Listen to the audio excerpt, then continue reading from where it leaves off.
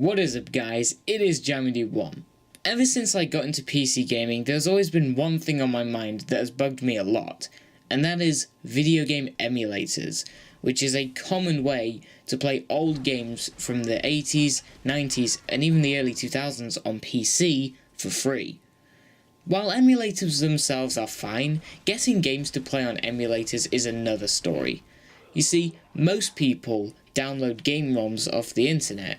However, this is considered illegal by many people, and this got me thinking, why? Why is it illegal?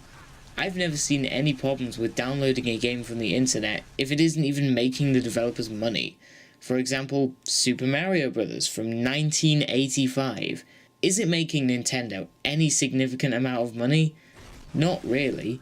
You can't get any copies of the game for the original system from Nintendo anymore, and even though there's the Virtual Console on systems such as the 3DS and the Wii U, and even the original Wii, why would you buy such an old game when it's just easier to download it from the internet, especially when Nintendo Entertainment System games cost $5 each? That also equals to about £3.49 in the UK.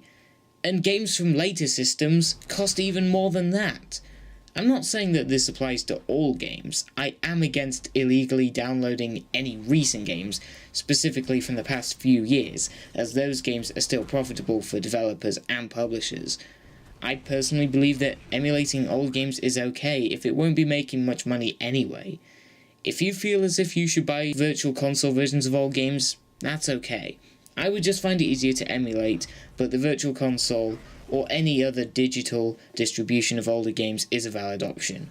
However, there are many games that are not re-released in any way that many people would really want to play.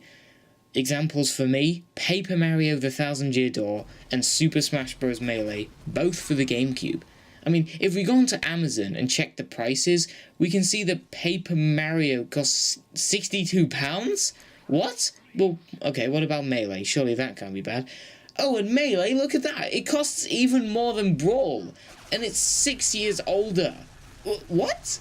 And these games aren't even available from Nintendo anymore directly. They didn't make a GameCube Virtual Console for the Wii U. Oh, but no, they made ones for the Wii, Game Boy Advance, and even the TurboGrafx 16.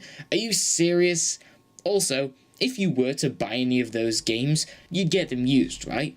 But then, there's a chance that the game wouldn't even work well. Whereas with an emulator, you just download the game, you use the emulator, and you just start playing, and it works.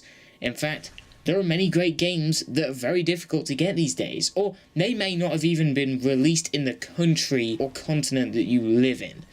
And if the console that has the game is region locked, well, my friend, you are out of luck. Okay, I should probably calm down now.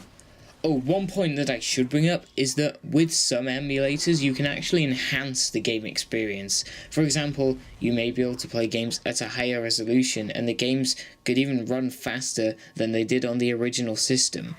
You may also gain access to many cheat codes, ones that are either fun for messing around or ones that can even help you depending on the game.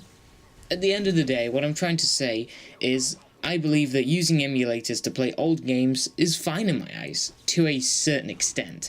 But at the end of the day, your opinion is your opinion. If you think it's wrong, that's fine. But I see it as a great way to get easy access to many classic games.